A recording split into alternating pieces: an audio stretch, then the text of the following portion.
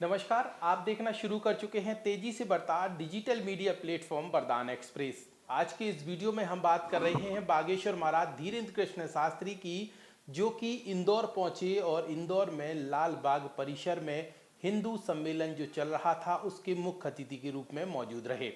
यहाँ पे जो तस्वीरें आई हैं उसमें साफ तौर पर देखा जा सकता है कि बागेश्वर महाराज धीरेन्द्र कृष्ण शास्त्री के एक दर्शन पाने के लिए लोग किस तरीके से आतुर हैं और यहाँ पे लाखों की संख्या में भक्त पहुंचे हुए थे। खास तस्वीर ये रही कि यहाँ पे जो नारी शक्ति है उनमें जबरदस्त उत्साह देखने को मिला और ढोल नगाड़े खुद नारी शक्ति बजा रही थी। इसके साथ ही यहाँ पे जो नाच गाने का सिलसिला था उसकी भी एक अलग तस्वीर निकलकर सामने आई है। पूरी तस्वीरें आपको दिखाएंगे और बताएंगे कि बागेश्वर धाम के पीठाधीश्वर पंडित धीरेन्द्र कृष्ण शास्त्री जब इंदौर के लाल बाग परिसर पहुंचे तो वहां पे भक्तों में किस तरीके का उत्साह था। लेकिन उसके पहले यहाँ पे छोटा सा ब्रेक लेते हैं, कहीं मत जाइए, ब्रेक के उस पार वीडियो जारी है। इस खबर के प्रायोजक हैं हेमा एल्युमिनियम एंड प्लाई। हमारा पता न्यू चंदपुरा इंडस्ट्रीज एरिया, पन्ना रोड, छतरपुर। ब्रेक के बाद एक बार फिर आप सभी दर्शकों का स्वागत है वरदान एक्सप्रेस की इस वीडियो में। हम बात कर रहे हैं बागेश्वर धाम के पीठाधीश्वर पंडित धीरेन्द्र कृष्ण शास्त्री, जिनके द्वारा सनातन हिंदू एकता को लेकर बागेश्वर धाम से लेकर ओरछा धाम तक की पद यात्रा 160 किलोमीटर की निकाली गई थी, जिसमें लगातार भक्तों का उत्साह देखा गया था।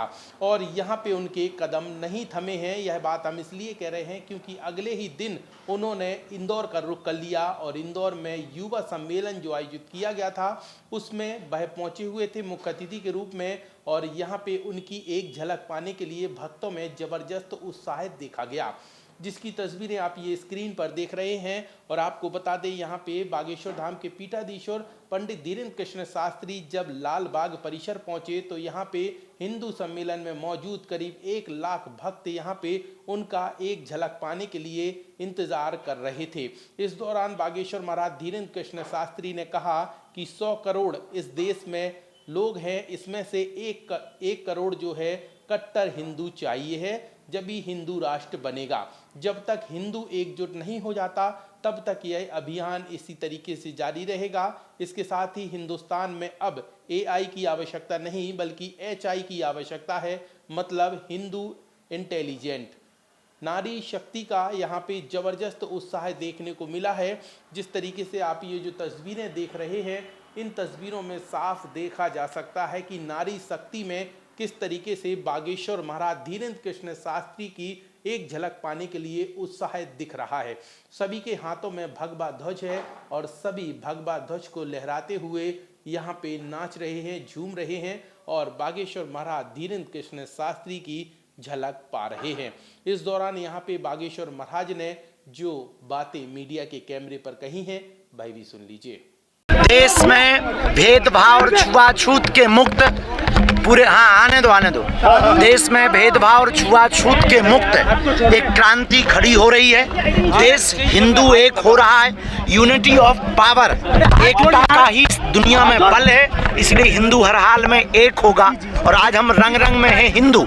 इस कार्यक्रम में इंदौर आए हुए हैं। शारीरिक स्वास्थ्य उतना ठीक नहीं है, थकावट है, लेकिन हिंदुओं के प्रेम ने खींचा है। इंदौर अद्भुत नगरी है, धार्मिक नगरी है। हर हाल में इस देश में हिंदू एक होगा। हमको 100 करोड़ हिंदुओं में 1 करोड़ कट्टर हिंदू चाहिए, जो अपनी संस्कृति, अपनी विरासत को बचा करके रखें और पुनः स्थापना हिंदुत्व की होवे। यही हमारा उद्देश्य है। क्रांति होगी, अब आपने कहा जब तक नहीं होगी तब तक हम जाएंगे, घर घर जाएंगे, गांव गांव जाएंगे और आप जैसे पढ़े लिखे लोगों को जगाएंगे। AI के बाद HI की जरूरत है भारत में। Hindu intelligent, intellectual Hindu. तो आप लोगों ने बागेश्वर महाराज धीरेन्द्र कृष्ण शास्त्री को सुना कि किस तरीके से उन्होंने मीडिया के कैमरे पर कहा कि अब हिंदुस्तान में AI से ज्यादा HI की आवश्यकता है, मतलब हिंदू इंटेलिजेंट की।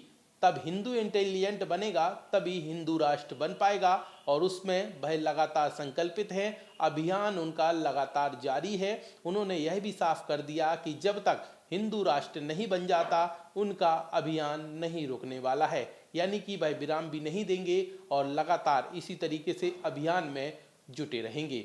वरदान एक्सप्रेस का ये वीडियो आपको कैसा लगा, कमेंट सेक्शन पर अपनी जरूर प्रतिक्रिया दीजिए। इसके अलावा बागेश्वर धाम के पीठाधीश्वर पंडित धीरेन्द्र कृष्ण शास्त्री जो हिंदू राष्ट्र को लेकर एक अलग जगाए हुए हैं, उस पर आपकी क्या राय है कमेंट सेक्शन पर बताना ना भूलें। इसके साथ ही बागेश्वर धाम से रिलेटिव हर खबर, हर जानकारी जानने के लिए इसी तरीके से देखते रहिए वरदान एक्सप्रेस।